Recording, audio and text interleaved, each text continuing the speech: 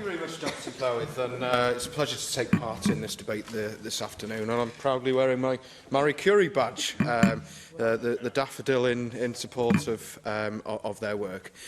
Sadly, 50% of the population will receive a diagnosis of cancer at some point in their lifetime, and we all know someone who has had cancer, and tragically, far too many of us know someone who have passed away. Wales has some of the worst cancer survival rates in the Western world, which is why we have to ensure that our cancer services are world-beating. Our population can't afford a cancer strategy which lacks ambition.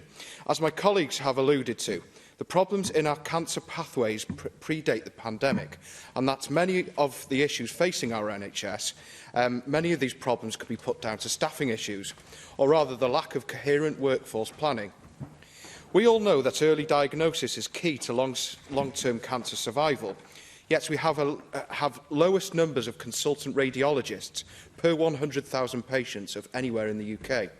And what is worse is that, according to the Royal College of Radiologists, we are due to lose as much as one-third of that workforce over the next 3 to 4 years due to retirement. I can't imagine the impact this will have on existing staff, as they will be expected to pick up the slack in the system.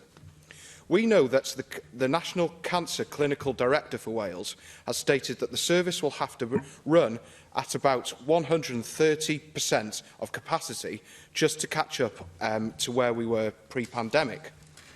But we don't want to return the service pre-pandemic levels, and to coin a popular phrase at the moment, we want to build back better. In order to achieve that, we have to urgently address historical staffing shortfalls. We have critical shortages across the field, not just in diagnostics. We have gaps right across clinical oncology. Nearly 1 in 10 posts remain unfilled. As a result of shortages, 1 in 5 cancer patients in Wales lack specialist cancer nursing support during diagnosis or treatment. This means we are struggling to provide proper care now, let alone allow for new or expanded services. Macmillan Cancer Support suggests that Wales will need to increase its specialist cancer support nursing workforce by a staggering 80% by the end of this decade in order to meet with demand. And Cancer Research UK highlight these gaps in the NHS workforce are a fundamental barrier to transforming cancer services and improving cancer survival rates.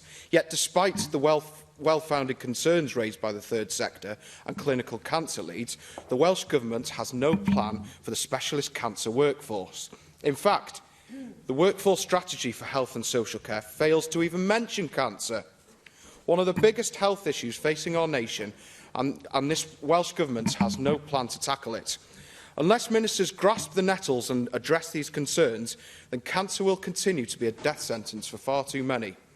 Our cancer survivor rates will continue to plummet, and Welsh citizens will continue to lose loved ones needlessly.